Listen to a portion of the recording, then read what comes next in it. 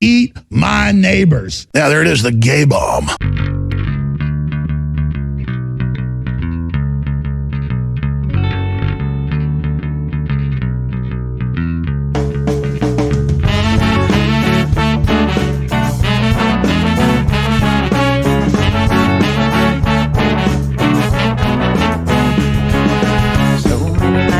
In this world, accessible of kindness and ethical blindness. So please excuse my sarcastic tone. I'm a bit underwhelmed by the sample shown.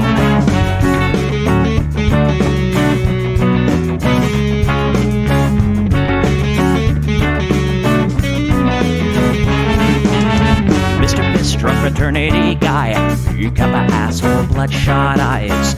Get drunk and fight every night. Idolize Bradley, belittle women's rights. Homophobic, racist, and don't give a fucking hey. Do you think you can drive a bigger truck? So wear your baseball cap to the side to let everyone know that you're a nice guy. So cool, we're so impressed. Lots of chicks in a barrel chest. Cause you're a real man. Punch for punch, gonna piss in your face while you're passed out drunk. I'm a nice guy, you're a nice guy. He's a nice guy, but all of you are assholes. I'm a nice guy, you're a nice guy. She's a nice guy, but all of you are assholes. Nice guys rule the planets. I just can't understand it. Fuck her divine by deception and lies. Social Darwinism and an overdose of pride. Fuck off, jerk off. I don't wanna hear it. Fuck off, jerk off. Read into the lyrics, cause everybody gets their just desserts. As long as you remember that nice guys finished.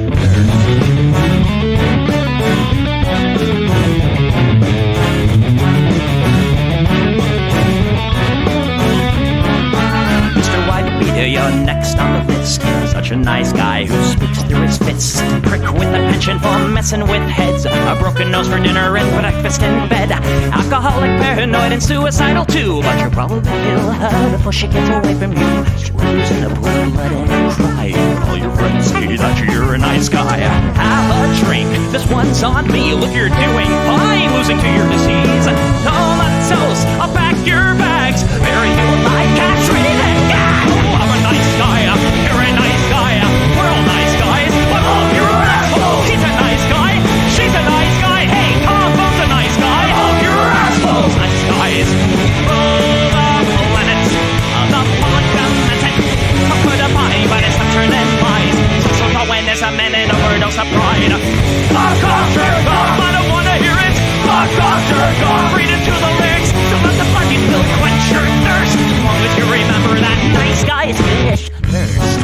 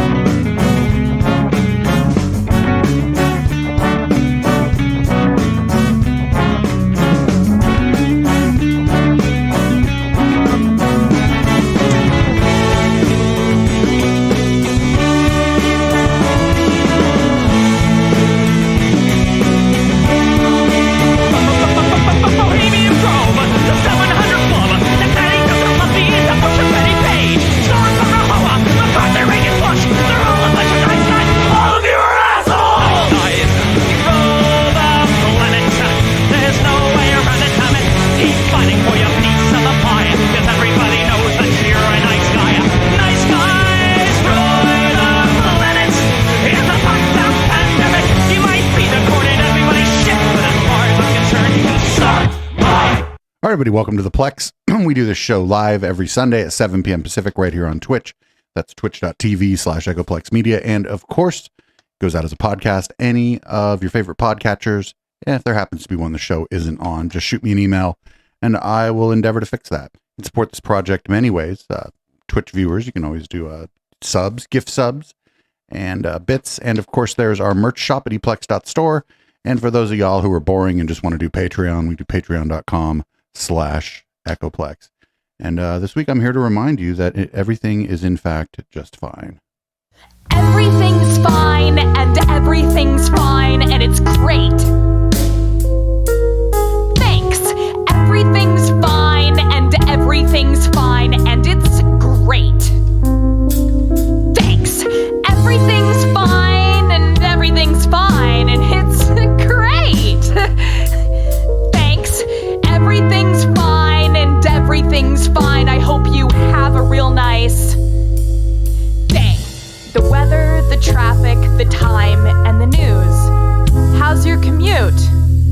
what do you do? Sorry I'm late, I kept hitting snooze. It's just one of those days. You know what they say. It is what it is. Ignorance is bliss. When it rains, it pours. Couldn't ask for more. What goes around comes around, all in good time. I guess that your guess is as good as mine. Everything's fine and everything's fine and it's great. Thanks. Everything's fine and everything's fine and it's great. Thanks. Everything's fine and everything's fine and it's great. Thanks. Everything's fine and everything's fine. I hope you have a real nice day. Everything's fine and everything's fine and it's great. Thanks. Everything's fine and everything's fine and it's great. Thanks. Everything's fine and everything's fine and it's great. Thanks. Everything's fine and everything's fine. I hope you have a real nice day. So we're going to start off tonight with a warning. Warning, the New World Order has already started.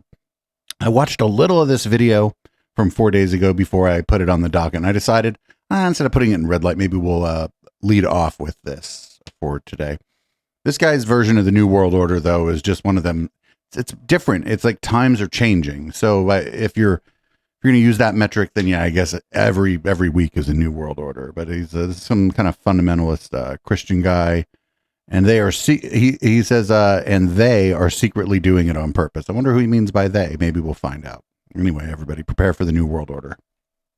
Are we truly seeing a New World Order? I actually think we are. And the sad thing is we've tried to push against it, but slowly, surely, a little bit at a time, it's becoming a New World Order. If not a New World Order, it's becoming a new American order, where we once were a nation that at least understood morals and values. As a Christian conservative, that was important to me. But even if you're not a Christian, you should not want... I wonder when he thinks the time was that we understood morals and values. It would say a lot about like his other opinions, I think, right? You should not want high inflation, high debts. You should not want so much overregulation to be on you and your family. Today we're going to talk about just a few reasons that we are seeing a true New World Order and a new American order, and we should learn to prepare for it. Let's jump into it today. This video starts right now.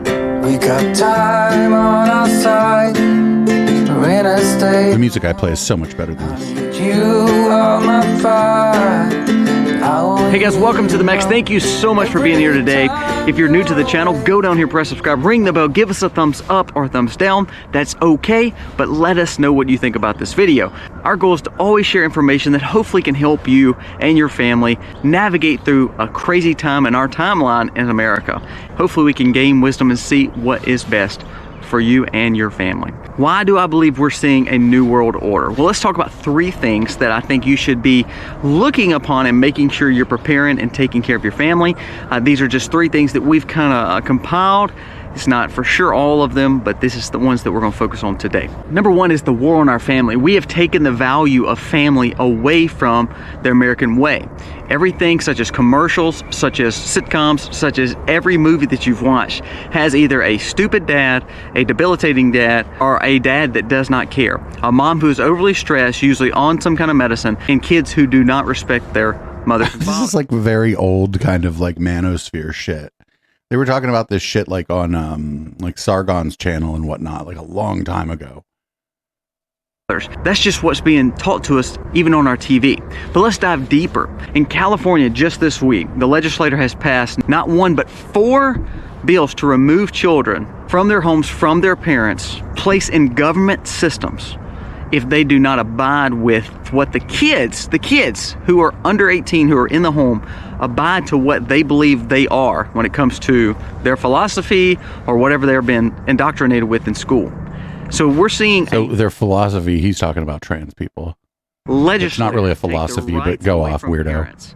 And taking those kids away from those parents to put them in some kind of government system or government home or some other means to give them everything they want and to make them be able to do whatever they want to do. Actually, they generally would try to place the kids with another family member if possible. Our kids cannot buy certain things till they're 18 or 21. They can't vote. They can't drive till they're 16. However, we can allow them to make very definitive, permanent decisions to their body and to their lives. And you as a parent have no say. Most of the stuff, this is not permanent. This is happening more and more. So the war on the family is going to keep on happening because we have no morals and values anymore in our country. And we're seeing a movement away from the family. We have no morals or values. This guy's like, this is really good. I'm kind of glad we started with this. This guy, it's not that we don't have morals and values. It's that fucking times change and people think about the world differently in different times as they get new information or as they've had new experiences or as culture changes. Governmental structure, meaning this is one of those things. It's okay, father, mother, children. If you didn't come up in a home of father, mother, children, that's okay. That doesn't mean you're wrong. That doesn't mean anything other than it may have been a little bit tougher on you to not see that first step of a body made up to have rules and regulations. And then if we respect that, then our kids tend to respect the rest of the rules and regulations and make sure they understand the basis of morals and values. If we start breaking that down, then we're seeing a new generation. We talk about also all this pharmaceuticals and all the propaganda and types that these kids have been taken in and indoctrinated to where kids don't care to have families anymore. They don't care to have children anymore. There's a new study. Well, kids shouldn't be having families or children yet. I mean, he means like the younger generations, though, right? He means the like millennials and the Gen Z aren't having as many kids or starting what he would call a family. And a lot of that's socioeconomic. I mean, getting married's expensive. If you get married, you probably want to buy a house. If you have kids, you definitely want to try to, buy a house. So like all these things, it's not due to a lack of morals, really. It's just the different circumstances than he thinks. I don't even know if he's if he's critical of the system that's causing all this. We'll see. Gen Z is the loneliest, the absolute loneliest generation that we have produced in America. They also said that Gen Z is the most indoctrinated, the most unsure of who they are. Why? Because they've not been taught correctly in the family structure. They've been indoctrinated more than anything. The breakdown of the family is the start of a new world order. Even more than that, a new American order. Number two, we are being led by senior citizens and people who are dementia-ridden and lobbyists and politicians that are career-based and they're only caring about themselves and not for the freedoms and liberties and not for the American people. There's a study that came out that said that the Pentagon is even worried. Now, not the political side of the Pentagon, not the people who go on stage. Which side's the political side of the Pentagon? Is it segregated? And say everything that the administration wants to say. There's been talks and rumblings in the Pentagon to say we're going to get ourselves in World War III or a nuclear war or a major catastrophic event, all because we are led by dementia-ridden patients and people who see dollar signs. I don't think the Pentagon's saying that. Militarization or the movement of what we consider a democracy, but really what it is a push of NATO and really the warmongers of these politicians. So we're seeing a push of old individuals that's been there way too long and they could care less about you because they're so much higher than the typical person that's voting for them. How in the world they've become career politicians just blows my mind. But they are not looking out for America. They're looking out for themselves and their own families. Now, I care for my family. I'm going to be very selfish. Yeah, it's a little contradictory here. What if they have the good family values he's talking about and are looking out for their own family?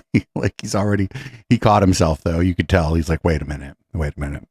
This might seem a little contradictory. My family to have the best. However, I cannot do it to the detriment of someone else.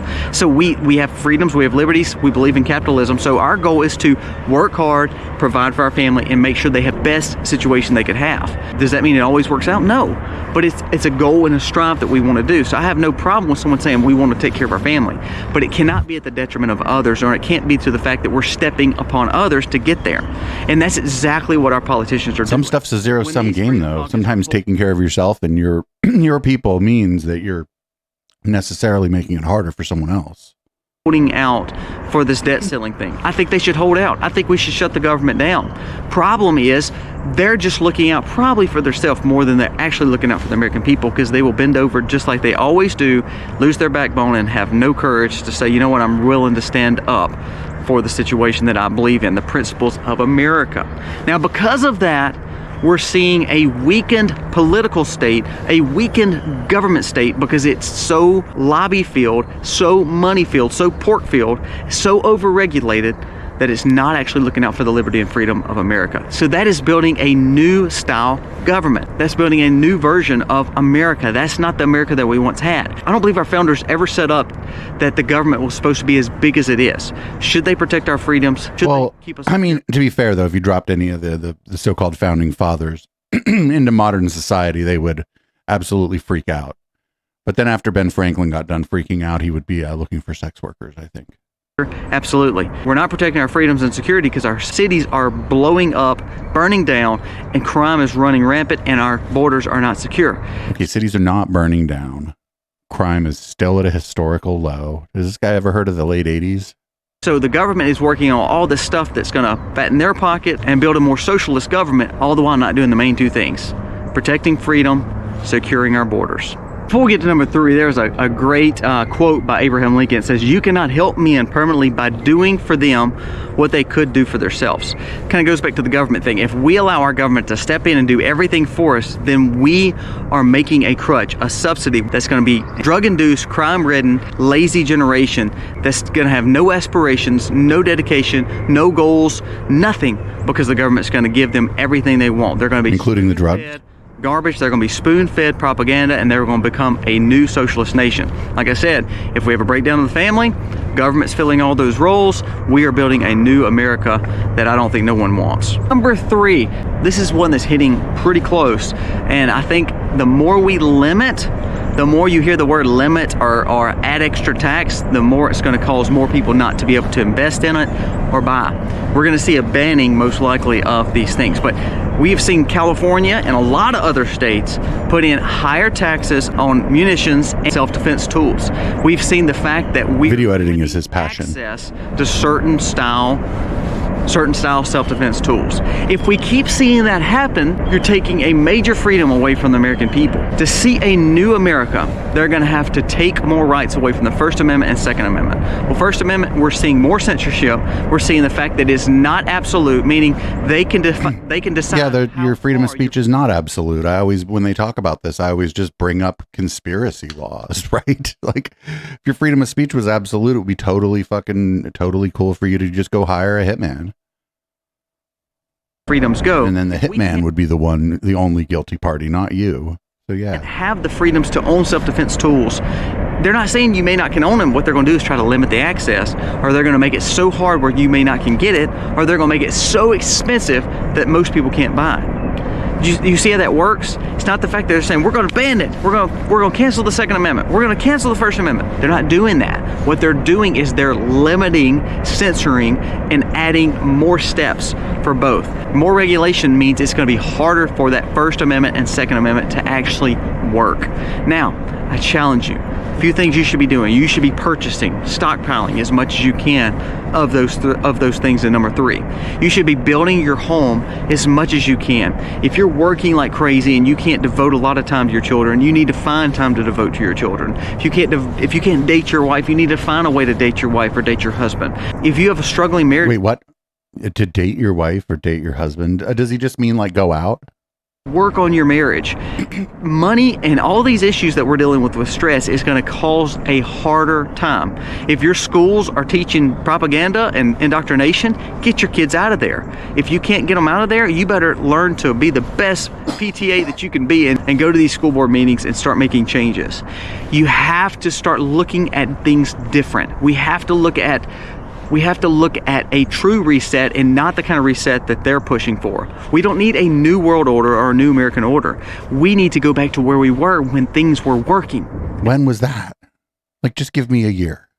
It's amazing. 60, 80, 100 years ago, it seemed like... 60, 80, 100 years ago, damn. This guy wants to go back further than I thought. Well, 60 is about where I thought he wanted to go. Thought he wanted to go maybe to the 50s. Values were better. Our homes were better. Our money was better. Our homes were better? What does he mean our homes were better?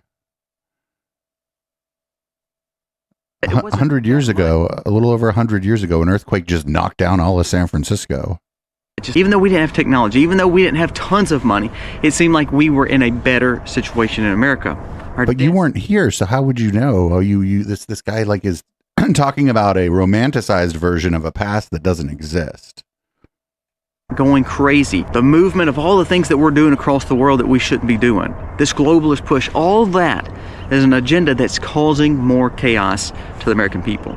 If you want an America that's free and gives you all the opportunity that it can, we've got to start with building our homes back up. We've got to start with our families. We've got to make our families see the value of what a family is. That helps build structure, but also morals and values. But like your behavior and the behavior of the other people in your family is what's going to make people value their family.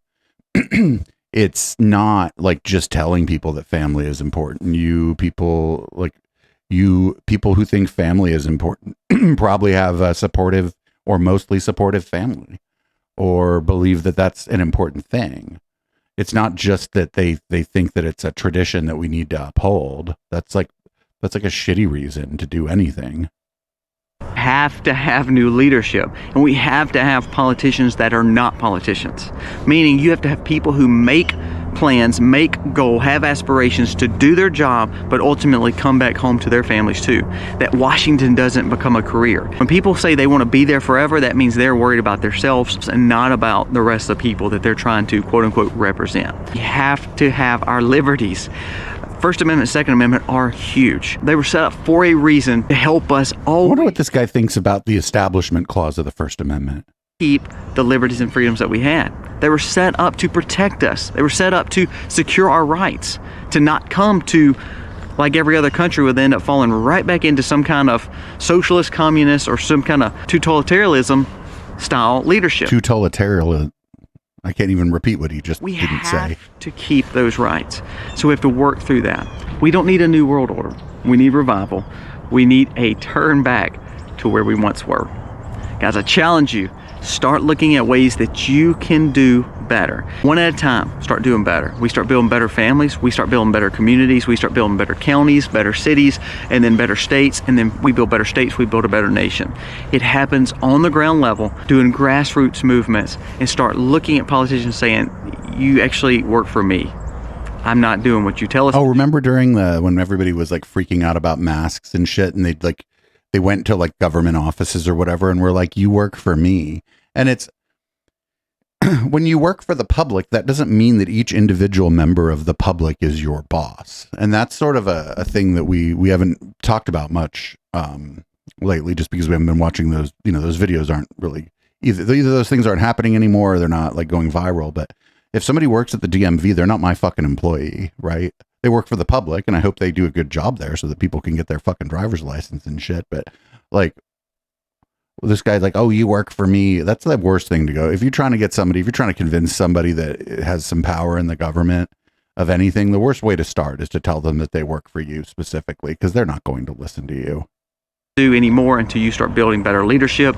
If you don't start leading us like you're supposed to, being the servant leader that you're supposed to, we're going to find some way it can. You need to stick to that, and you need to make sure that you're not listening to what politicians want you to hear. You need to start looking at actually their actions and what they're doing. Guys, thank you so much for watching. If you like this video, let us know below. I didn't, comment, but we're definitely going to be subscribing to his channel. This guy's channel has 250,000 subscribers, and he is verified by YouTube. So that's interesting. We'll be keeping an eye on this guy going forward. This idea of a new world order, the reason it's stuck around for so long, I was kind of looking it up, and the earliest I could find it was actually pre-World War I, that people were talking about a new world order. And that doesn't mean that's the earliest out there, right? That just means that's the earliest that I could find it. But they've been talking about this for a very long time. And the reason I think it's so durable is because it doesn't really have to fucking mean anything, right? Like it can be molded. It can, like this guy, and this guy was just talking about, times are changing. The youngs are doing different things, and they're fucking, I don't know. And then he went off onto this whole, they're trying to like regulate our guns and shit. But like, it's just so malleable and so it's malleable and just easy to fit into like whatever your conspiratorial worldview is, because it doesn't fucking mean anything. Like, I was talking to somebody and I was at, we were kind of talking about the idea of a new world order. And I feel like things like the printing press brought about what folks would have called, what you could legitimately call a new world order. Radio and television brought about what I think you could legitimately call a new world order. A lot of different technologies really changed the order of the world. But it's obvious. Anyway, it looks like Merrick Garland went in front of the House Judiciary Committee, and Aaron Rupar went ahead and pulled some clips from it, and we're going to be taking a look at a few of those. Hang on a sec here. Okay, there we go. Twitter is going to Twitter, of course. It's just how it do. So Merrick Garland is the head of the Justice Department, and they're, they're mad about Hunter Biden or whatever. Far from being favored, many commentators have noted that people accused of simple gun possession while under the influence of a drug, when that gun was not used in the commission of a crime, are rarely, if ever, prosecuted the way Hunter Biden is being prosecuted. Yeah, that's that's what his gun thing. One of the things he was charged with was having a firearm while under the influence. And like, if this country started enforcing that law, there'd be a lot of motherfuckers in jail, because like, just a lot of people have a firearm when they're drinking. And, I think it's fine. You shouldn't be fucking, playing with that shit when you're drunk, but, just being in possession of it. I don't know, if you don't do nothing with it, you're probably fine, though. You're better off not, just don't take your gun with you if you're going out drinking, right? Here is, this is going to be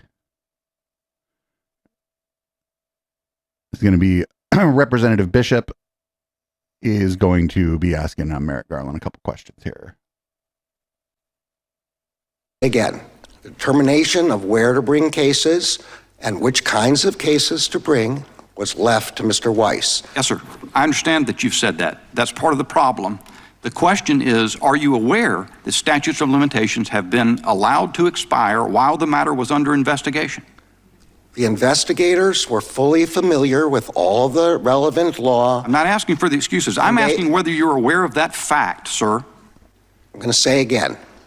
I'm going to say again and again if necessary. I did not interfere with, did not investigate, did not make determinations. Those are statements in response to other questions. Everybody in the country now knows, who's paying attention to this, that the Justice Department permitted statutes of limitations to expire. Every lawyer who's ever practiced understands the implications of allowing statutes of limitations to expire. Do you not even know, as you sit here, whether that occurred or not? Prosecutors make appropriate determinations on their own. In this case, I left it to Mr. Weiss whether to bring charges or not. That would include whether to let statute of limitations expire or not, whether there was sufficient evidence to bring a case that was subject to the statute of limitations or not, whether there were better cases to bring or not. This is going to be nonstop, right? We're just going to have hearing after hearing after hearing after hearing about this. And he's like, you allowed this. I just thought it was kind of funny saying you allowed the statute of limitations to expire. How dare the Justice Department allow time to pass? Here we go. We got Gymnasium Jordan now talking to Attorney General Garland here. What I'm wondering is why you guys let the statute of limitations lapse for those tax years that dealt with Burisma income. There's one more fact that's important, and that is that this investigation was being conducted by Mr. Weiss, an appointee of President Trump. You will, at the appropriate time, have the opportunity to ask Mr. Weiss that question, and he will no doubt address it in the public report that will be transmitted to the Congress. Yeah, he's like, listen, I did not, I mean, I don't know if he's lying or not. I don't know how much oversight he has, how much, like how like hands-on he is, or how hands-on his job in general tends to be, but he's like, hey, this is somebody else's, this was their investigation. Now, if he's lying, he's lying, but I don't know why you would lie about that. I mean, this is someone else's investigation. We got more of Gymnasium Jordan here, and then we're going to move on. There's a lot of this. You can find it in our docket if you want to watch more clips from this. But let me ask one last question real quick here. Who decided that David Weiss would stay on as U.S. Attorney? Look, this occurred before I came. Mr. Weiss had been kept on. I promised the... no, I didn't say, you can walk all through that. I said, who decided? The White House decided. Mr. Weiss, right? They serve at the pleasure of the president, right? Mr. Weiss was... Joe Biden decided to keep David Weiss as U.S. Attorney. You weren't sworn in until March. He was told he was going to stay on in February. Expired. Pretty fundamental question. Who decided David Weiss was going to stay as U.S. Attorney in Delaware? Mr. Weiss, your time has expired. Mr. Chairman, your time has expired. I'm waiting for an answer now, and I'll yield. Well, you asked the question after your time had expired already. Point of order. Gentleman can respond, then I'll go to Ms. Jackson-Lee. Mr. Weiss was the special U.S. Attorney from the District of Delaware when I came on. He had been appointed by President Trump. I promised that he would be permitted to stay on for this investigation, and that is what happened. Yeah, this guy was appointed by someone else. They didn't. The thing is, like, the president doesn't usually come in and just get rid of all the U.S. attorneys, right? It's one of the people might call it maybe the deep state, right? It's because the U.S. attorneys tend to keep their jobs. So this Weiss guy kept his job, came on, kept his job, didn't get fired by the president, and didn't get fired, which is generally what happens. The U.S. attorneys generally tend to stay there. They don't usually. It's usually not really thought of as, like, even though they're a political appointee, they're not really thought of as a political job. And this is just kind of weird. It's kind of weird. They're like, oh, you didn't fire all the U.S. attorneys, or he didn't fire this U.S. attorney. It's like, yeah, he didn't fire this U.S. attorney. This is just not what the president does when he comes in. And it's always been a him. I know it should be they. I wish we had a little more diversity in our presidents. Up next, not the biggest fan in the world of Pete Buttigieg, but he was asked some questions in front of Congress, and he already knew what questions they were going to ask, and he had a piece of paper with the answer, which is, pretty good, I guess. Secretary Buttigieg, since taking the role, you've traveled quite a bit, including private flights. How often do you take private flights? So I assume by private flights you mean the use of government aircraft assigned to my agency, and I knew this might come up, so I brought some numbers. Since getting this job, I have taken 600, these are estimates, give or take a couple, but I've taken 638 flights. And any of those commercial? Say about any that? of those commercial? 607 of them were commercial, 10 of them were on military aircraft such as Air Force One, and 21 of them were on FAA aircraft, representing about 3% of the flights. What was there was a Freedom of Information request made of your office to reveal the costs of the travel. Have you provided those costs? I'd have to check back with the office to see how on the traffic, but I can tell you that, we're going to comply with all it's FOIA been months requests. and you've not provided the financial numbers for that travel. Okay. Again, I can check on the status of a FOIA request, but I can you'll commit to providing that information? We will always comply with FOIA.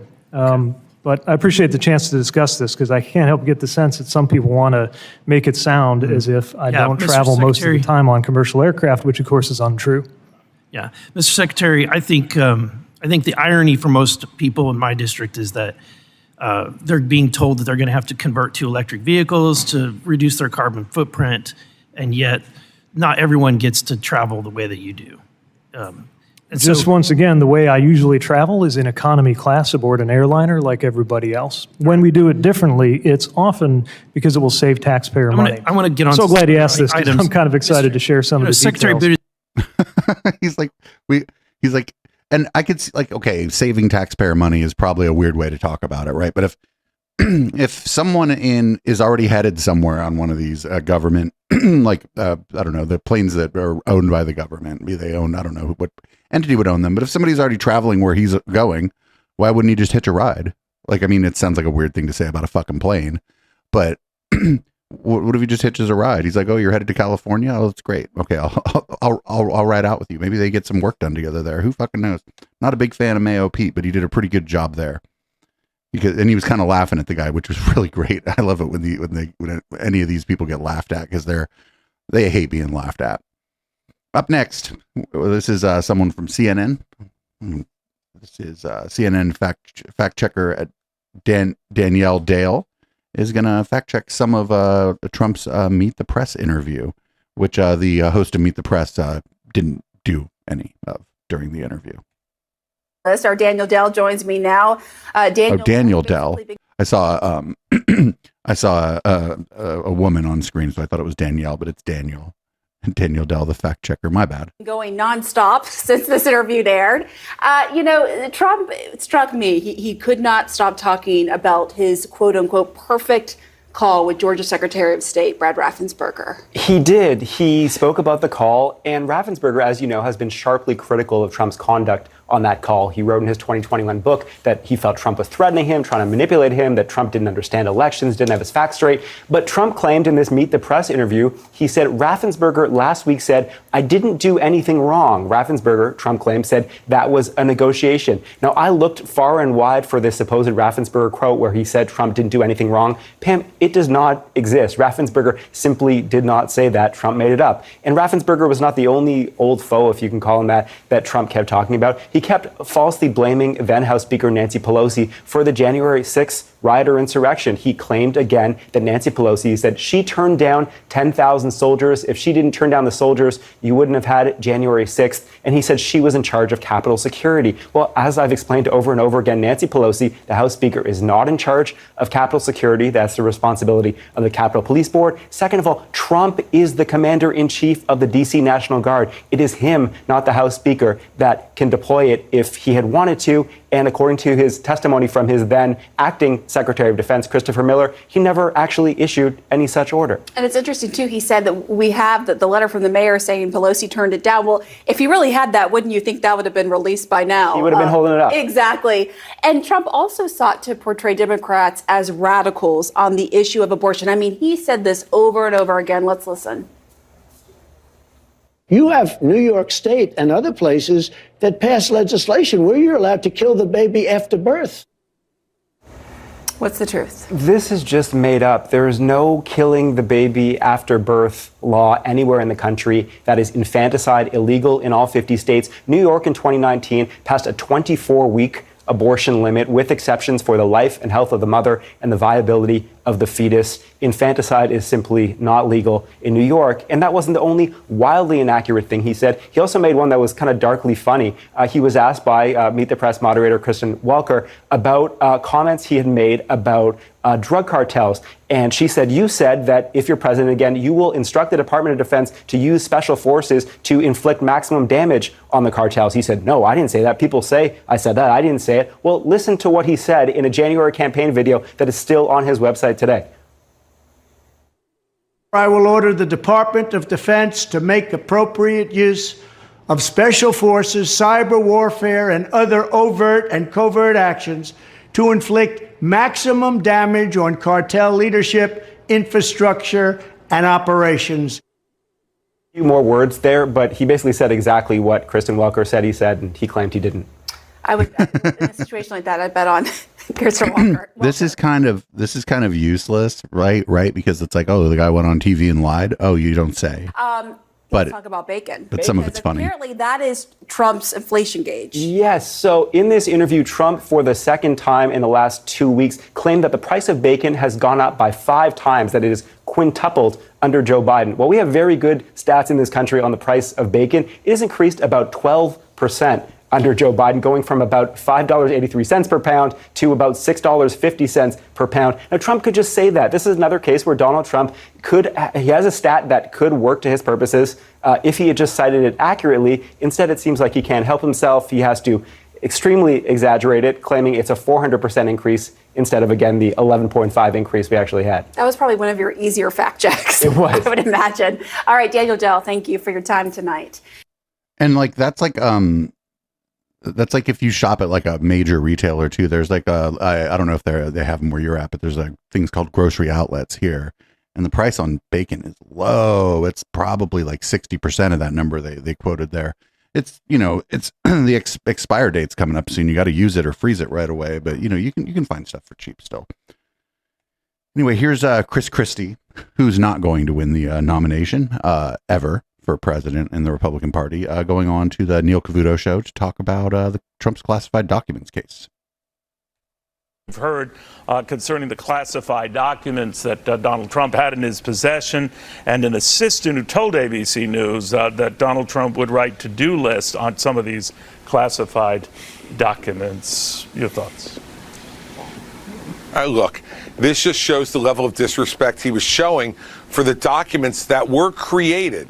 I mean, that's a nice bathroom. American men and women in both the military and in our intelligence community putting their lives on the line to get that information so the president can be fully briefed.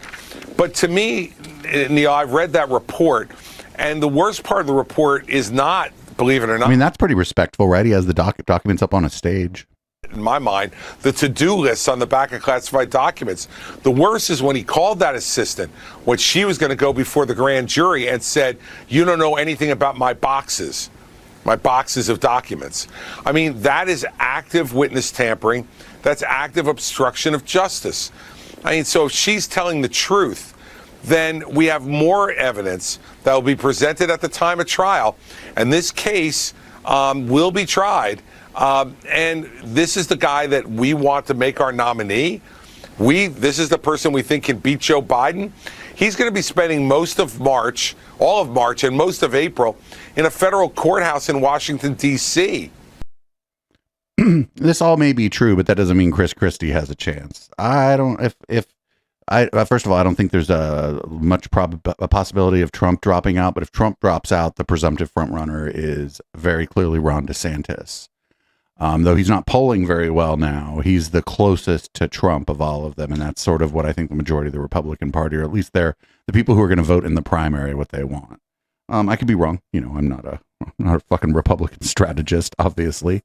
But it seems that it would be Ron DeSantis. The other one, funny enough, might be Vivek Ramaswamy.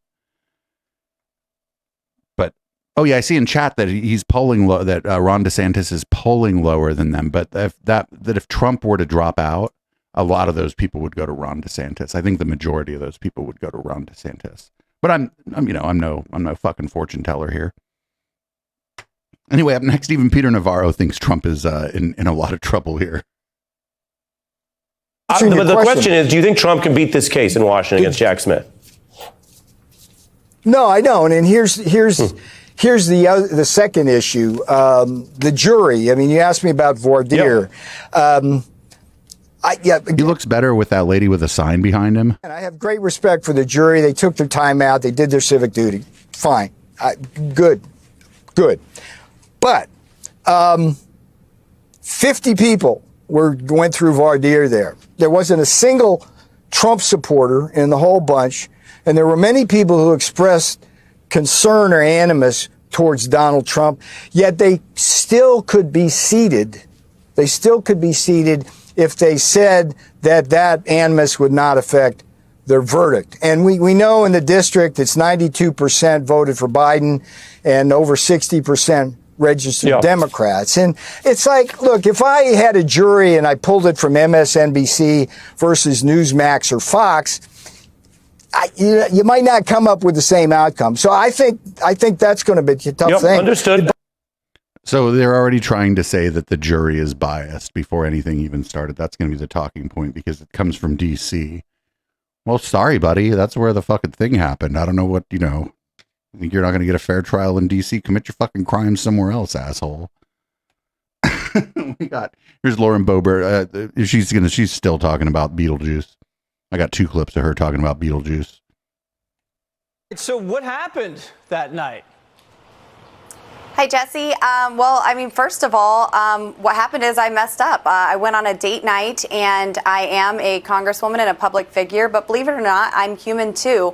Obviously everyone is very interested in my personal life and me going through a very difficult divorce. And as a mother of 4 boys and a grandmother to a beautiful grandson, that's my first job before anything else in my priority.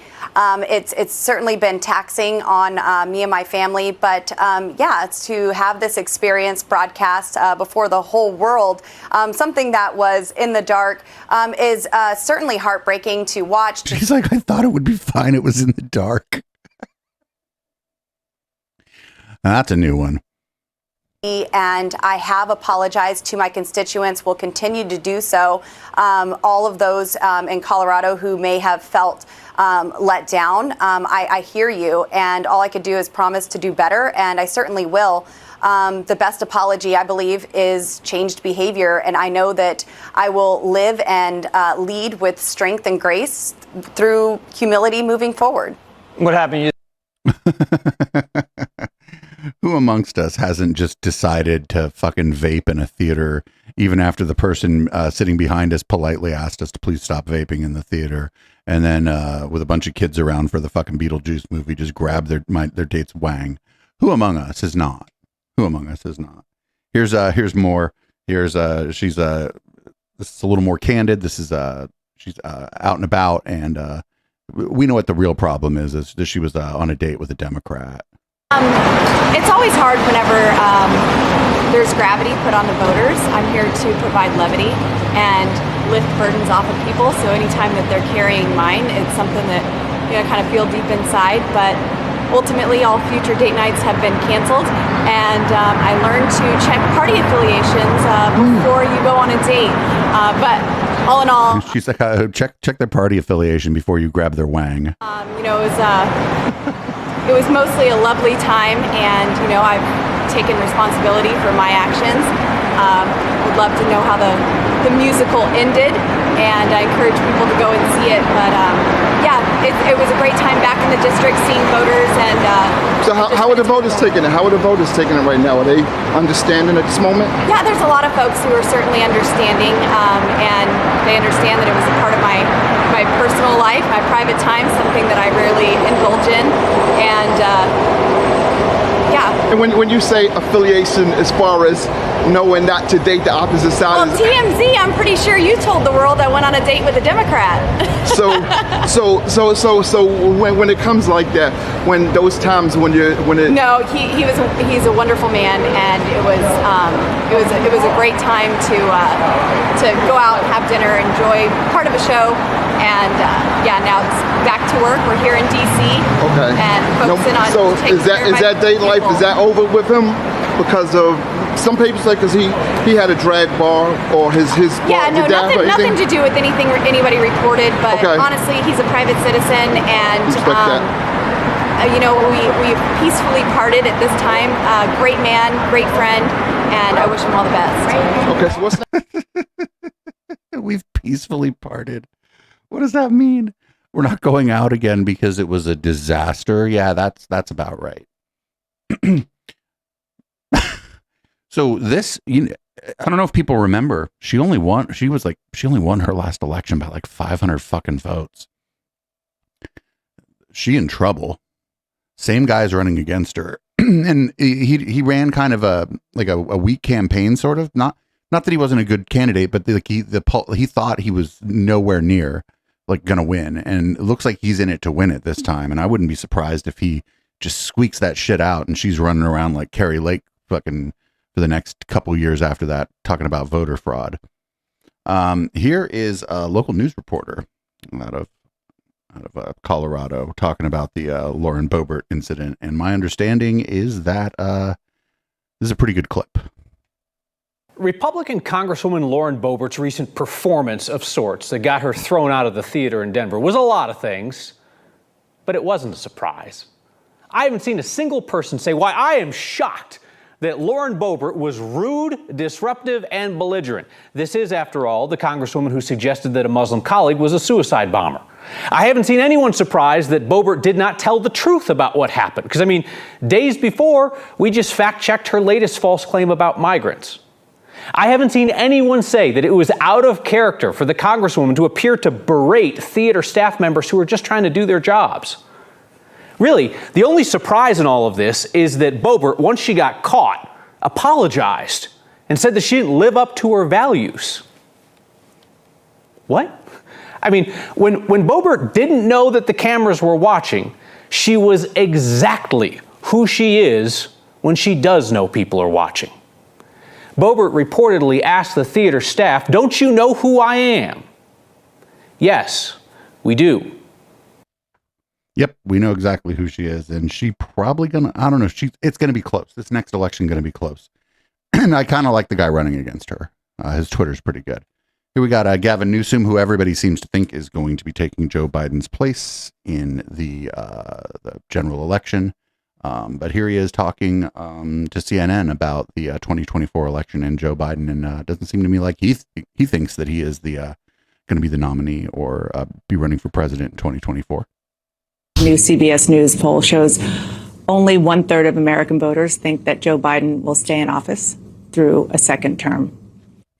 I know you are downplaying concerns about his age, but do you believe that voters don't have any reason to be concerned that he would be 86 years old by the end of his second term? Voters have every right to be concerned, but I remember Bobby Kennedy said it best, said what the world needs are the qualities of youth, not a time of life, but a state of mind, a quality of imagination.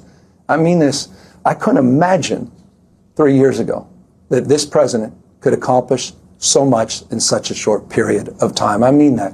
If this political season is all about a celebrity, with all due respect, we had a celebrity for 4 years. It didn't go well.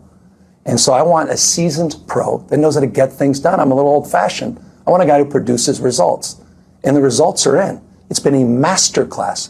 There's simply no administration in my lifetime that's been more effective producing more substantive results. You and Vice President. Yeah, I don't know if I agree with him here, but this doesn't sound like a guy who's angling to take Joe Biden's place, you know? President Kamala Harris go way back. Yep. You say that you came up together in San Francisco, knew each Before other. we were in politics. Before you were in politics. Yeah. I'm sure you saw that former Speaker Emerita, Nancy Pelosi, she heaped praise on Kamala Harris, but she declined to say whether or not she thought that the vice president is the best person to be on the ticket with Joe Biden in 2024. Do you? Of course she is. The Biden-Harris administration, masterclass in terms of performance. Bipartisan deals on infrastructure, bipartisan deals on guns and debt ceiling, on the chips and science. She's the best choice. I mean, by definition, if I think this administration the last 2.5 years has been one of the most outstanding administrations in the last few decades, and she's a member of that administration, she gets to lay and claim credit to a lot of that success. The answer is absolutely. But also the question of like, is this the best person? Well, we don't even know who the best person for any job is. So it's kind of a dumb question. All right. Such unequivocal support. Let's just be real. We don't hear that even from a lot of Democrats. And that's exactly why he's trying to be out there with such unequivocal support. I mean, in various ways, he says that the Democratic Party needs to stop hemming and hawing, needs to stop sort of gnashing their teeth collectively. Yeah. And he says point blank, this is the train that is leaving the station, so we all need to get on board. And this train, he's referring to the Biden-Harris reelection campaign. And what he's been trying to do, not just I guess really by example, Aaron, is say, this is how you do it. Stop whining, stop worrying, get out there and sell this ticket, because this is the ticket that we have. Well, he's selling masterclass, listing off all of the accomplishments as he sees them, right? I mean, and just like point blank, no pause support for Kamala Harris. Again, I'm just saying it does contrast with what you hear from so many others. And so you did speak to him about his own ambitions, right? Because in any conversation about, if Biden decides not to run, he has to anoint someone, you hear Gavin Newsom's name. How does he respond to that? Doesn't go there at all. At all. I am not interested in 2024, even if Joe Biden, for some reason, doesn't run. He insists he's not interested.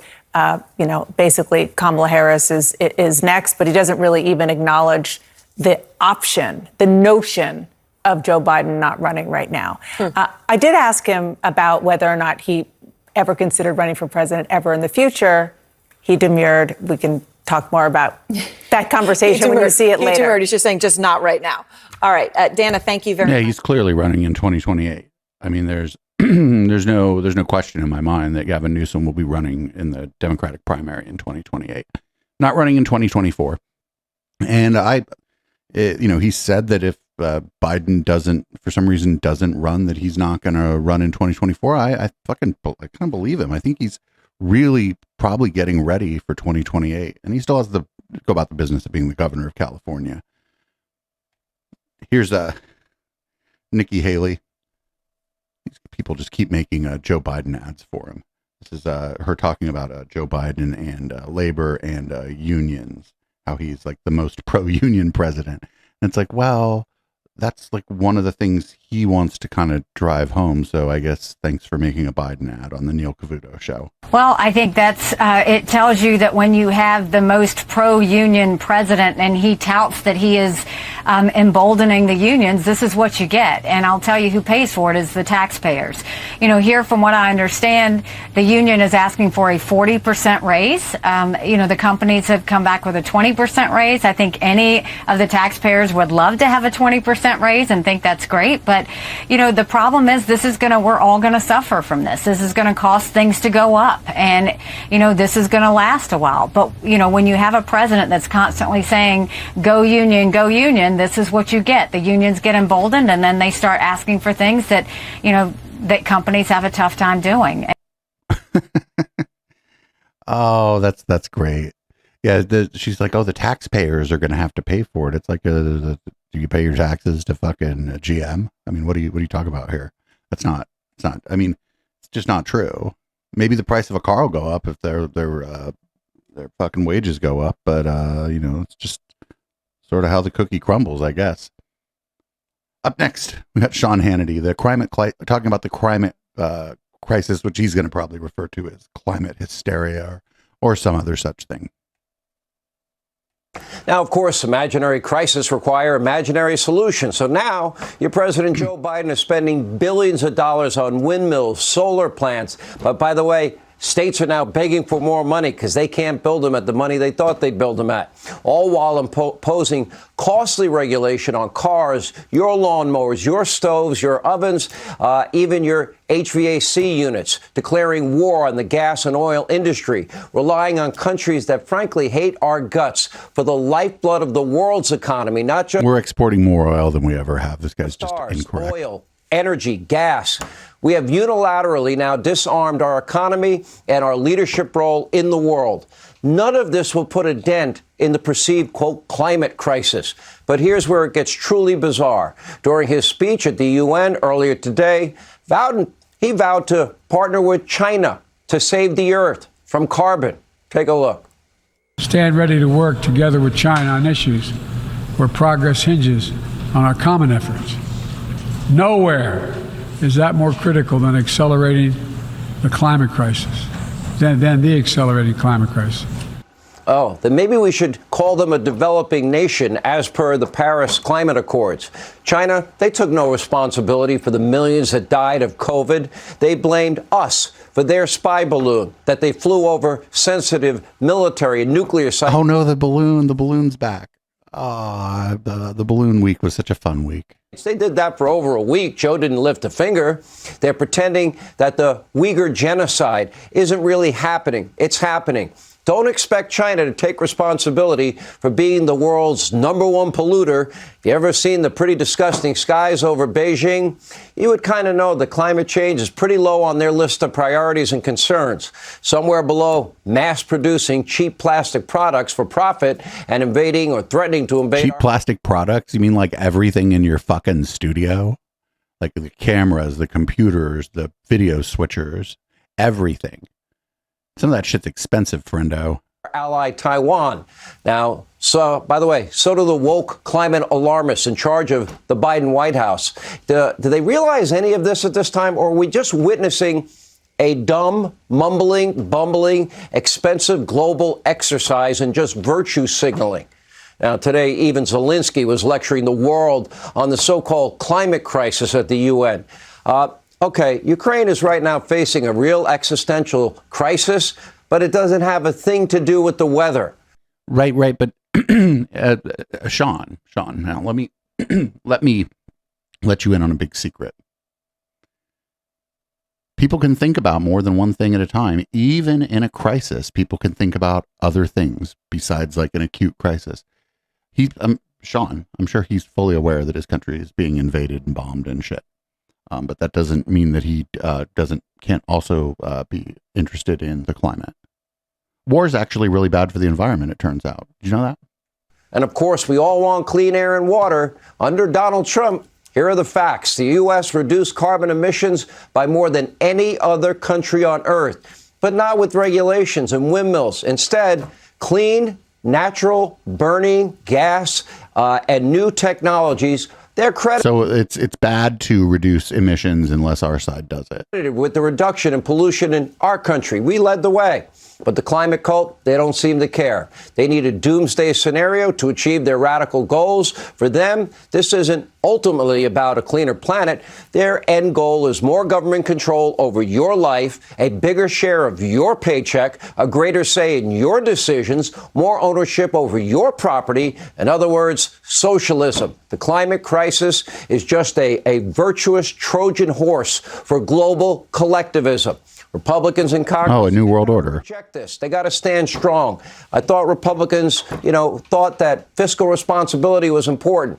Question is, how? Well, a serious budget battle is a small but important step in the right direction. Keep in mind, government shutdown is definitely not the end of the world. I've talked about that. Our military, they'll be on duty. They'll continue to get paid. Social security checks, in spite of the fear-mongering, they will go out to the people that deserve them. The VA, our veterans program. People that deserve them. And by the way, the people that get furloughed, they'll get hired back and probably get back pay as they usually do. Trying to use this as leverage to force the Democrats' hand and start, we need to get our reckless spending under control. Bring your case to the American people before it's too late. At the end, he was kind of all over the place. So what struck me most about that, though, is like, all these attempts to, reduce emissions are bad, but also when my guy was the president, we reduced emissions and that was good, but it's bad now. Doesn't make any fucking sense.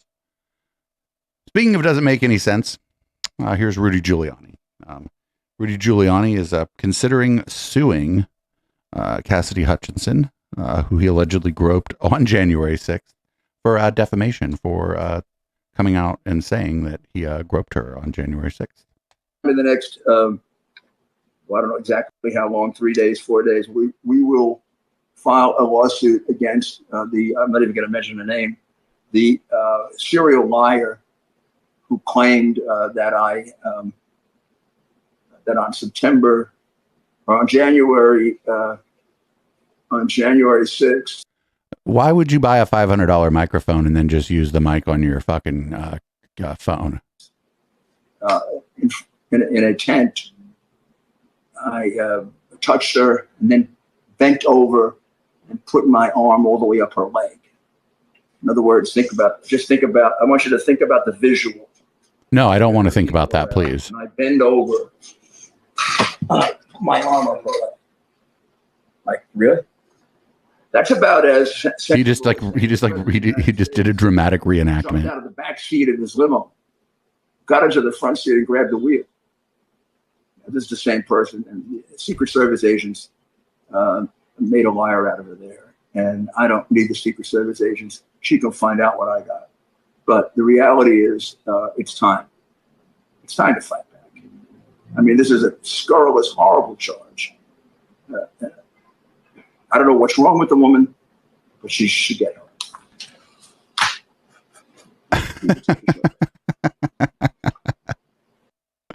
Oh, this guy, come on. You can't.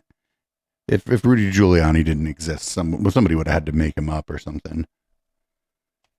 We got, up next, we got Owen Jones talking about Rupert Murdoch's retirement. And this is a pretty good clip. Not bad. How do you think Rupert Murdoch's going to be remembered? Well, Rupert Murdoch is the most poisonous individual of my lifetime. 20 years ago, just as an example, on the road to war in Iraq, Rupert Murdoch owns 175 newspapers all around the world, and all 175 newspapers backed the Iraq war. They softened up public opinion for what was a calamity which took the lives of hundreds of thousands of people and unleashed terrible blood and chaos. And why do I mention that? Because it shows that the idea that we have this free press with all these newspaper outlets and media outlets around full of rigorous journalism, coincidentally, all backed this catastrophic war. Many other examples, though, in the 1980s, when the bodies of hundreds of thousands of gay men were being ravaged by AIDS all over the world, his newspapers whipped up the most vile bigotry against gay men. If you think about the United States, we mentioned Fox News, their peddling of conspiratorial nonsense about the Obama administration, the Islamophobia, that paved the way for Donald Trump, who he spoke to every single week when he was president. Or if you think about the climate emergency, spreading climate denialism about what is an existential threat to human civilization, his attacks on migrants, refugees. So you're a big fan then, right? Huge fan. But I think it's really important we say this because this isn't just some media owner. This guy is a politician. He's a very, very powerful political figure who has, without being elected by a single person, had a huge disruptive and pernicious and poisonous impact in our democracy, Australian democracy, US democracy, and democracies all over the world. Yep. Couldn't have said it better myself. When I heard, when the news broke that he was retiring, for some reason I thought he had passed. No such luck. Up next, we have two palate cleansers, actually. They both involve cats. No surprise there, right? Our palate cleansers often involve cats. This first one is incredibly cute. I think they're both having fun, actually. The cat and the window washer here.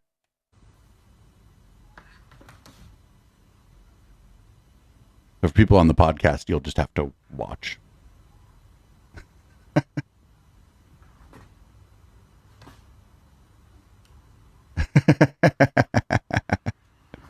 It's so cute.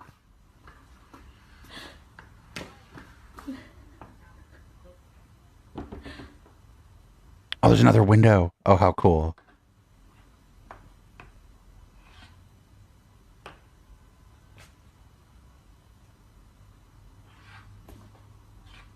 Oh, and his friend's there too, but his friend's not that interested.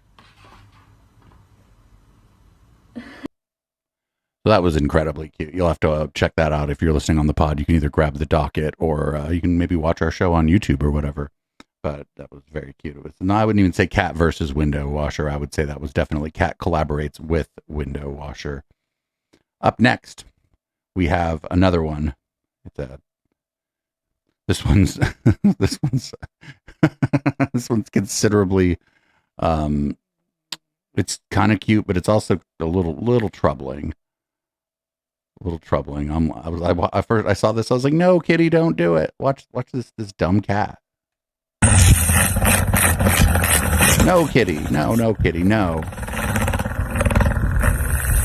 Kitty, no. Yeah, kitty, no. Why? You'd think after the first, I don't know, maybe it doesn't hurt. Maybe the fan is made of something that it doesn't hurt. But I was like, no, don't do that, kitty.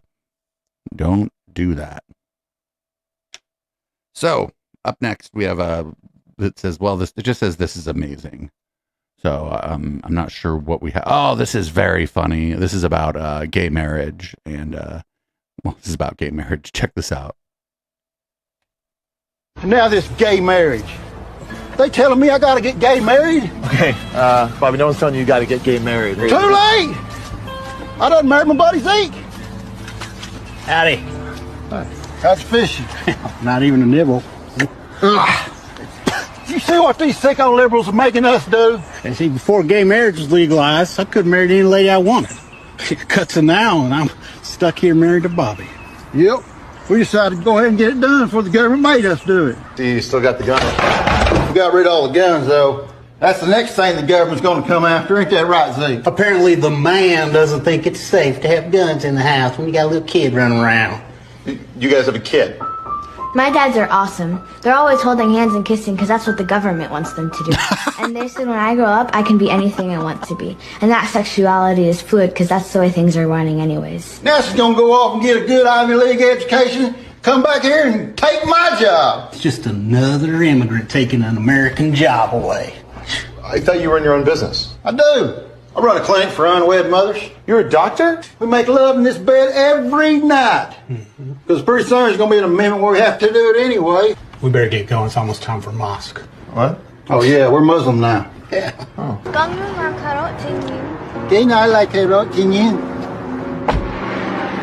Wouldn't have to speak Vietnamese, they just make English the national language. Fucking great. That is incredibly funny. Up next, we have Guyana's president was interviewed by the British press. And, well, they asked a stupid question, and the Guyana's president had a pretty brilliant response. One of the points you're going to be making today is about our royal family. And you feel that it's not just about the finances involved here in terms of reparations for slavery, it's about the gestures. And you think that the British royal family should make a big gesture, don't you? What do you mean? Hand over a palace to your country? Well, no, we don't want the British to hand over a palace that we built. You know, if you go into many of the palaces in Britain, you will see the lovely green heartwood from Guyana. You will see the sweat, tears, and blood of the slaves who were exploited. So what do you want? And the revenue that was earned from their exploitation. So we're not asking for a palace. We're asking for justice. Fucking yeah, he's like, we helped build that thing actually. So I mean, we don't really need it. It's fantastic. Up next, we got this comes from this is the AVK. This is Vaxxers Anti on Twitter, and this is, I described this as could have been a Fire by Night skit because it could have been a Fire by Night skit. This is about the rapture. I don't know what I'm going to do with myself now. Nothing. That's the idea. Come back and Jill will take us for a spin. Yeah. Okay, honey, come on. Let's finish the video for the kids. Back to the bowl.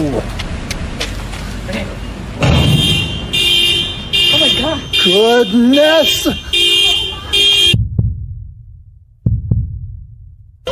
Are they hurt? They're not in the car. Come on, that's crazy. We just saw them seconds ago. What's going on? This can't be happening. No. That could have been a Fire by Night skit, right? They clearly got raptured. It's amazing. Very funny. I don't know if it was serious or intended to be satire, but it is very, very funny because they got raptured. Good for them. Here we got Mike Flynn. Mike Flynn's doing some Latinos for Trump outreach here. I haven't watched this. I'm pretty sure it's going to be pretty fucking cringe. Might be funny. We'll have to see. Number one, ASAP. Trumpito. Say that again. Latino Trumpito. Latino Trumpito. I love it. I love it. What is it, brother? Yes, sir. Appreciate it. So what is it? What's it about? Coming together as unity, bringing the black, white, brown people together.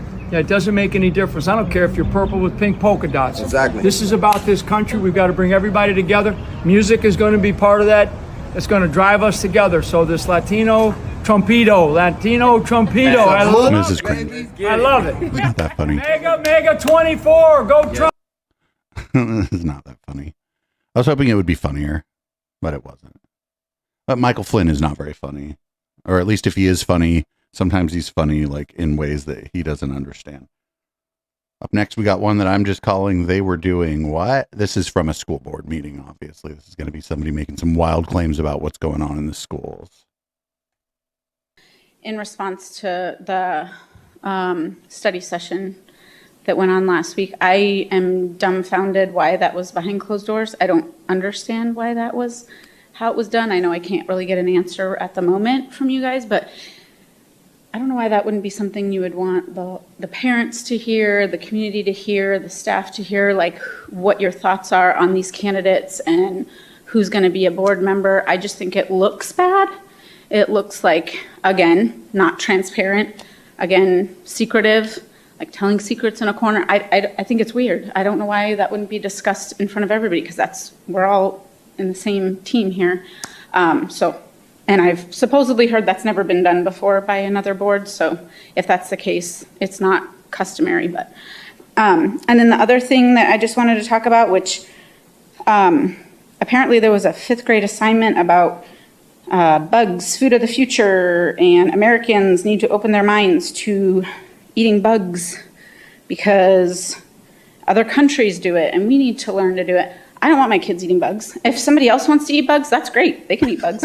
But I don't think that's what we should be teaching kids at school, that they need to learn how to accept eating bugs. We have food. But what if the food, there's already some stuff from bugs in some of your food? America, I don't think, if somebody wants to do that at their home, that's their choice at their home. But I think that's weird to teach kids that. I don't want my kids eating bugs. My kids don't want to eat bugs. But just in case you guys disagree, I brought you guys snacks. So anybody that wants crickets, worms, or roaches, I have them. Because if we're teaching kids that this is the thing to do, then we should probably lead by example. We should be eating bugs. If anybody doesn't want the bugs, I have a bearded dragon that loves bugs. But anybody that wants snacks, I brought snacks today. So let me know. Using Thank you. Using insects in food isn't like just randomly picking up an insect and just eating it. Or cricket flour is used in a lot of stuff, and I hear it's actually pretty good.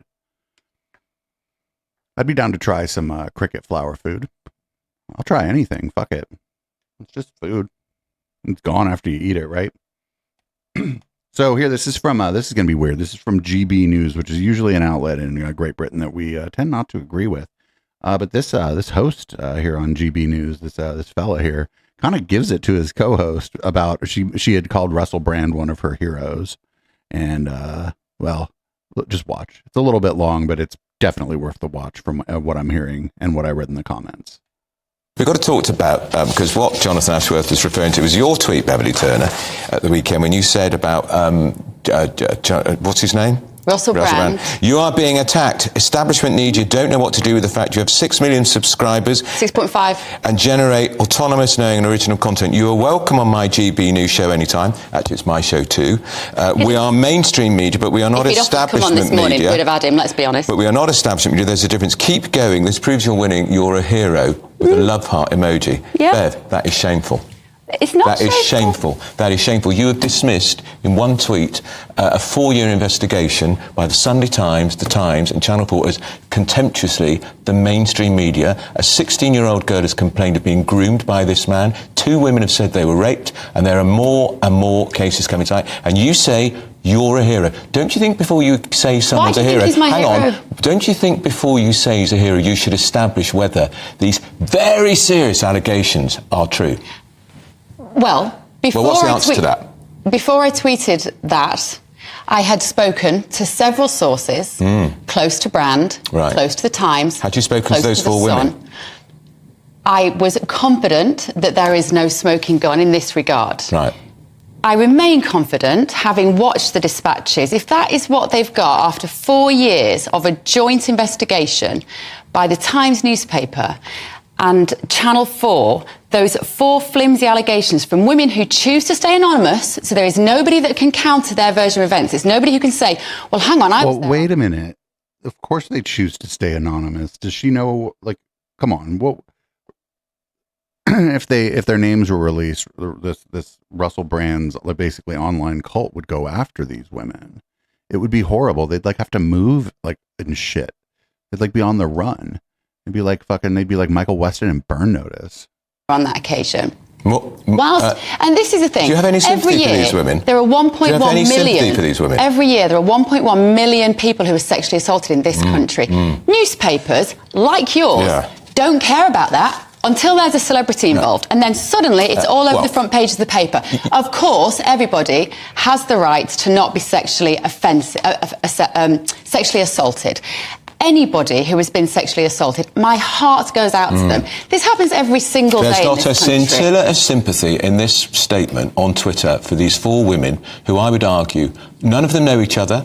It's a very Do you know big why thing to he's go my public. hero? And you don't. say this Where's your proves. journalistic Keep curiosity? going. This proves Where's you're your winning. journalistic What, winning by curiosity? allegedly raping and grooming 16-year-olds? You're a hero, Love Heart. Let me tell you why he's winning. He's winning because he is a man who generates his own content under his own speed, under his own expense. Yeah, he is a threat to all of these newspapers. The ones that you write for when you can. I love newspapers. Right. Don't get me wrong. I love this industry. So that's more But what important I'm saying than is, these allegations why by now? these women. Why now? No, why now? It's taken 4 Why now? years. It's taken 4 years for this. And that's all they've got. Why didn't those women go to the police? Why haven't they gone to the police Well, now? the allegations, they're increasing in their number, and I guarantee to you this is going to be a huge investigation, a huge story, and I'm astonished that you leapt to his defence You haven't before you watched can have any read of his content in the last 3 years. You have you no idea hadn't who he watched is the now. You Dispatch. have no Had idea you what he watched the Dispatch? represents Had you watched to the the Dispatch's 6.5 show? million people Had who you watched the subscribe to his Dispatch's show when you YouTube put that tweet out on Saturday morning? No, but that You doesn't hadn't. matter. No, it doesn't matter. There was nothing you they hadn't could tell even me seen the about Dispatch's sexual programme claims from 10 when you to put out. 15 years. Yo, this is amazing. He is a hero. And You he hadn't even threatens seen the Dispatch's what you programme. stand for. He Stephanie would not Tetchy, have what do you make gained of that? the As a woman, popularity knowing that if how he hadn't- difficult it is if in this all of the country. mainstream media hadn't been singing from Missing one the point non-scientific completely. hymn sheet And all you've done for is the attack last 3 these years, women. Shame on you. then he wouldn't have the hero Shame status on that you he for has. attacking these You've women. created that hero. Shame You've on created you that for hero attacking these women. Because all these people, all these newspapers that gave one side of the pandemic, he was It's, a lone it's now about voice. COVID again. Beverly Turner's other big hobby horse. She can't get through an hour without going on about COVID. This is not about COVID. This is about serious. He's fucking had it. Like, I don't know who this guy is. This guy's probably a fucking ghoul too, right? This guy's absolutely had it with this person. It's about a public figure who has been accused by 4 women of two of rape, one of grooming a 16-year-old, and you're banging on about COVID. He talks about the You're thing that obsessed. matters. You're No, obsessed. I'm telling you You're obsessed. that the reason Stephanie. he is a hero to Right. millions of Yeah. people, millions who will Right. be watching Not to this these 4 channel, women. is because of his position Right. on politics Right. in the last 3 Right. years. He used to be a left-winger. He now gets written off as a right-winger. That's why people like Jonathan Ashford don't know what to say. Because when he was the left-wing darling, everybody loved him. Now that he's interviewing people like Tucker Carlson and interviewing Ron DeSantis, the press hate him. They've You're turned just against him not because of his talking position. about the issues, are you? He's like, this is not what. Yo, I fucking can't believe that crusty old Tory guy fucking had a pretty good point. He's like, you didn't even look at the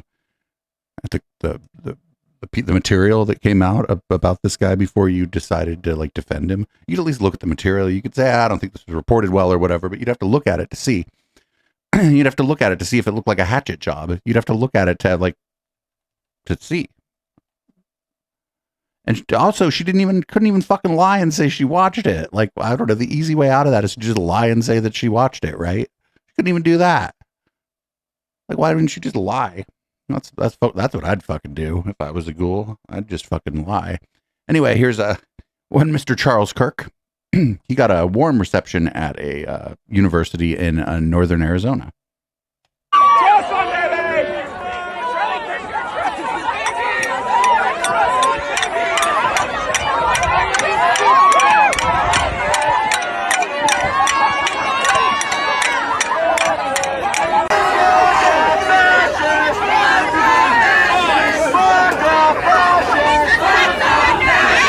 He was like, he's setting up a table for to talk to people, and like nobody came to talk to him. And then, why would you set up a table?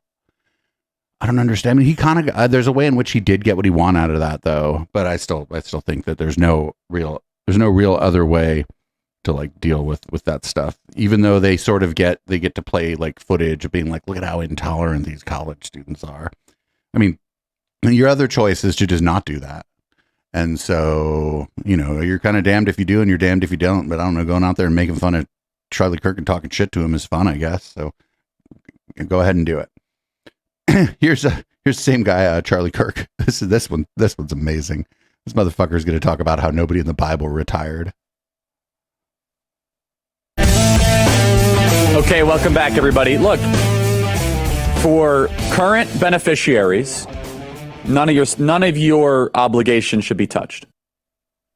If you're receiving Social Security, if you're receiving Medicare, if you look at the composition. That's because that's who his audience is. He doesn't run no student group, right? We all know that this guy, he like tries to pretend to run a student group and like have like young people as his followers in his community. But we all know it's like people my parents' age that are like this guy's followers. Of the federal proposed budget. A lot of it, though, and I don't like this word entitlement. I don't like that. I'll be honest. If you pay into Social Security, that's not an entitlement. You earned that. Now, well, you're entitled to it. You absolute dumb fuck. You should be able to opt out of Social Security payments. I really do. You should be able to say, no, I don't want it in the future. I don't want it now. I can invest it far more dutifully than with the federal government. And just so you know, the federal government's not putting your Social Security payments in some sort of a lockbox. They take your Social Security payments via FICA for 20, 25, 30, 35-year-olds.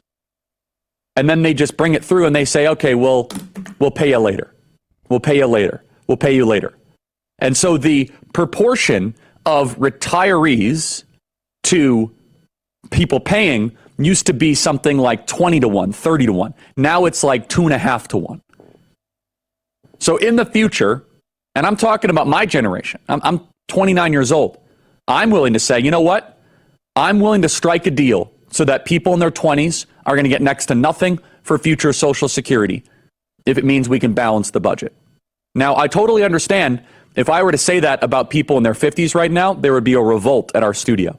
Of all the issues that if I were to even touch, even allude to saying that a 1% adjustment of Social Security or Medicare, it would be a riot. I get it. In your studio? Because sounds like an unsafe place. On it, and a lot of people, live on it and they expect it. And look, you have to understand, you work many decades to pay into it and you're made a promise. And the government says, oh, not so fast. I will say there's a lot of lying around the Social Security or Medicare issue. A lot of lying, where it is used as a political football. Now, I will say that for future retirees, people under the age of 45, we should absolutely raise the retirement age. I'm going to say something very provocative. I'm not a fan of retirement. I don't think retirement is biblical. It's not biblical. Yeah, see, nobody in the Bible fucking retired. Always be doing something. Not to say that you can't slow down, but you should be helping people, part-time work. You should be helping with the grandkids, volunteering. I do not like the overemphasis on a retirement-based society. I don't. I think there is so much talent that is not being used. In fact, I talk to senior citizens. They say, God, my parents are retired and they fucking love it. After I officially retired, I went back and I was a part-time substitute teacher, counselor at the local church. And so I challenge this idea of retirement altogether. People are living longer. Are they doing more with their 70s or 80s? Some yes, some not so much. But you say, Charlie, I'm just going to retire and I'm just going to go golf. I think what a waste of the gifts that God has given you. What a waste of the wisdom. What if you're really good at golf and you enjoy it and you can teach other people to golf and you like that you have been given just to kind of just watch TV and to golf? No, there are young people that need you as a mentor. You know how many Turning Point USA chapters would be blessed by people in their 60s, 70s, and 80s to mentor them, to pour into them, to give them advice? But many people in retirement do volunteer, and they volunteer with young people, yeah, if they can. A lot of people do that. So we take money from people who need it the most, young families in their 20s and 30s, and give it to those who need it the least. Some people without Social Security would be on the street. I'm not even for means testing it. I'm for like raising the cap on it, right? so that like somebody in chat said, Charlie's done paying into Social Security on the 1st of January. That may be an exaggeration. But people who make $250,000, $250,000 a year or whatever, they only pay. Only half of that is captured by Social Security tax. And so we need to raise that up so that all of that actually is captured by Social Security tax. And here we go. We got this is Anna Perez. She's sort of been kind of sometimes on a red light docket. She's going to talk about how there's no good produce at her local grocery store. And she's going to have a weird reason for it. Maybe not super surprising to hear, but a weird reason for it. Anyways, a lot of these things are made up, which is the whole point of this. This is a made up problem. So I had a lot of thoughts on this, and I want to kind of break them down. Firstly, I think it's always funny, and I kind of alluded to this earlier, how the left is always so concerned about food deserts.